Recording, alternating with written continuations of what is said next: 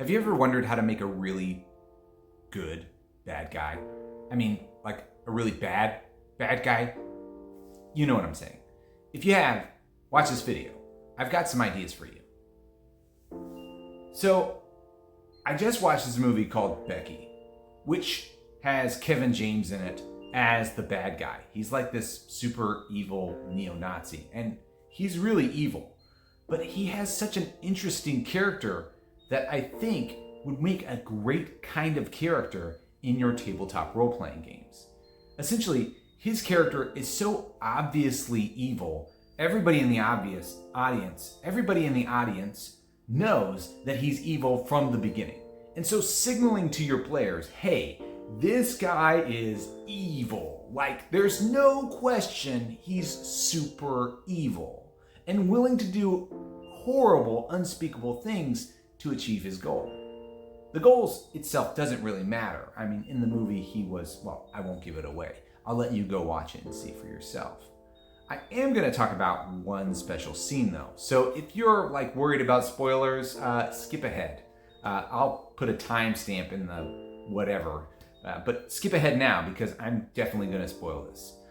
All right, so if you're still watching, in Becky, there is a very, very crucial scene where the main villain is talking to his right-hand man and he hands him a gun. And then he points that gun. He has his right-hand man point the gun right at his chest.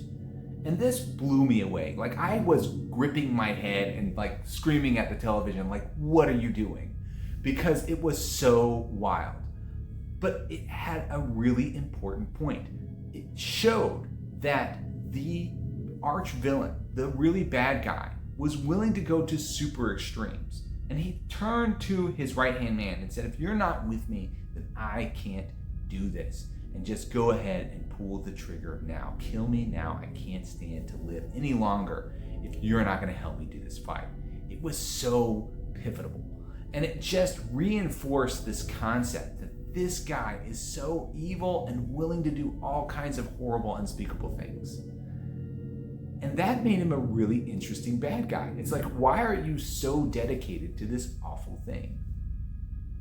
And maybe I just really like that scene, but I think also showing that your characters, your villains, can do some really horrible things in order to achieve their goals makes for really interesting villains.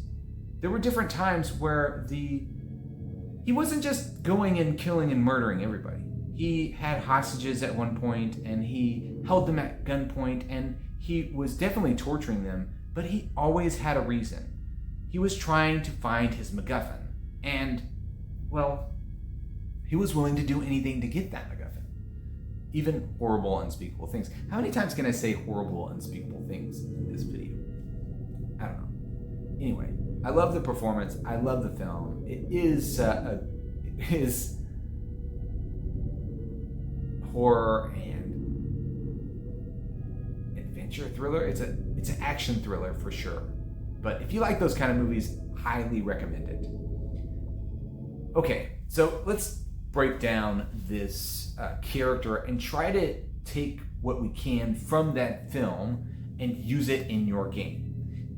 You want to show first that your villain is absolutely evil, like unquestionably aligned with doing evil. That is key. They can do this by unremorsefully acting in really horrible ways. Murdering people, torturing people, stealing, fighting, all those kinds of things. Things that we would normally deem as repugnant, you want to show the villain doing. Unremorsefully. Like they're just doing this. And more importantly, they think what they are doing is right. They think they're justified in doing all these horrible things.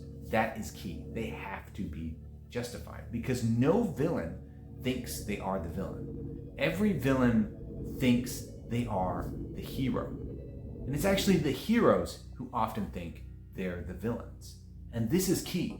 Villains never, ever think they're the villain. And that's what makes them the villain.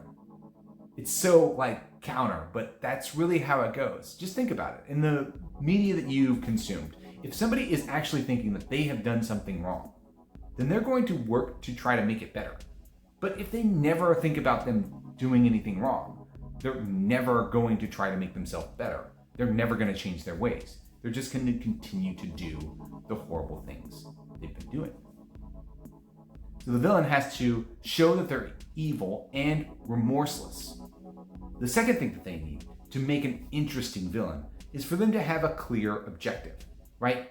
In your tabletop role-playing games, there's so many things that can get muddied around at the table. There's so many different ideas that people will spew out, but the villain has to be singularly focused. He's going to do this thing.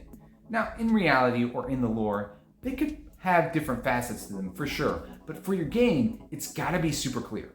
Because there's so many different signals at the table, you wanna be absolutely clear, crystal clear, with not only that the villain is evil, but also what their motivation is. Super clear motivation. And the third thing that you need is you need to show this villain to your players on multiple occasions. One of the things in Becky is that Becky has a little walkie-talkie that she can use and talk with the villain. And so she's talking with the villain on multiple occasions. So you need some way of the villain and the players to be communicating with each other, but not able to directly interact, right? Becky was not going to go and fight the villain. It just wasn't right for her to do that. She didn't have, in the beginning, really a way of getting to him. And so your PCs, you want to make sure they can't get to the villain right away, but they need some way of being able to contact him and be contacted by him.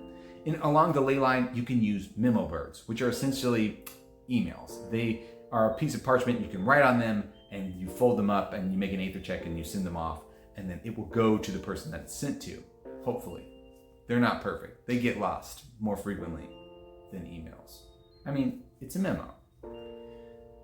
You can also use sending stones, where they can talk to, you have a walkie-talkie where they can talk with the villain, or they could have different messages from the underlings, right? The underlings can be coming in, and I'm talking like the evil man's henchmen when I say underlings. They're coming in and talking with the players and talking about the plans of the villain.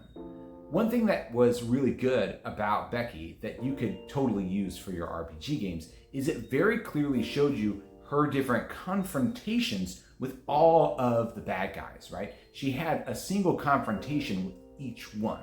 And if you go and like digest the film, in a lot of films, especially like a lot of fantasy films, there aren't, at least I don't think, I'd have to go back and look, a lot of scenes where there's just two people, right? There's just two characters in the scene and there's really nobody else. Now, you could make an argument for Becky, there's like a dog there a lot, but that's whatever. But in fantasy, you often have like an entire party of people. Oh, I feel like I'm getting off track. Because like in Lord of the Rings, you always have like the groups of the fellowship there. And in tabletop role-playing games, you're going to have your party there, but you also want to be able to limit it to just a single NPC who's talking and communicating. Because again, it can be really confusing at the table to have multiple NPCs. There are some referees who do an excellent job of this, some GMs that do great.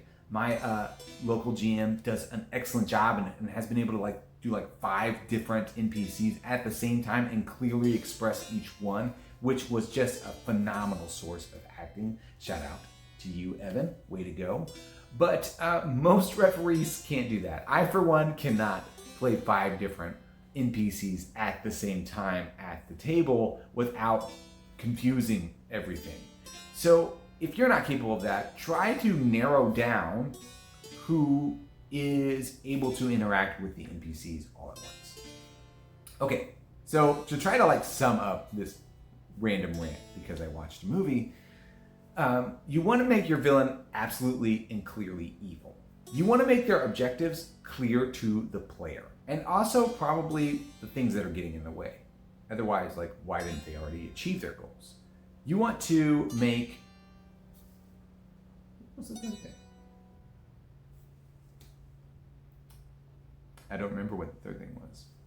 The third thing is you want to make it to where the PCs are going to be talking and interacting with the villain from an early stage. This allows the players to get a relationship with the bad guy, and not like a good one, just like where they are having this conversation. If you only see the bad guy at the very end of the movie and you've never seen them all before, it's not as big of a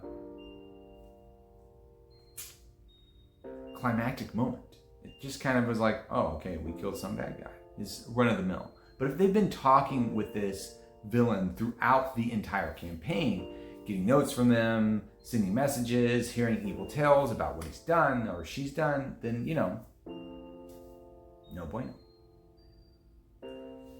Goodness, this rant has gone on. Well, if you like evil characters, keep an eye out for Necromancer's Hovel. It's the next adventure for Along the Ley Line, but really is easily adaptable to any kind of fantasy setting. As long as they have skeletons and zombies and liches or some kind of evil wizard in them, you could run this adventure. I'll give you a walkthrough in the next video, but thank you so much for watching. I hope all of your games are full of dread and laughter.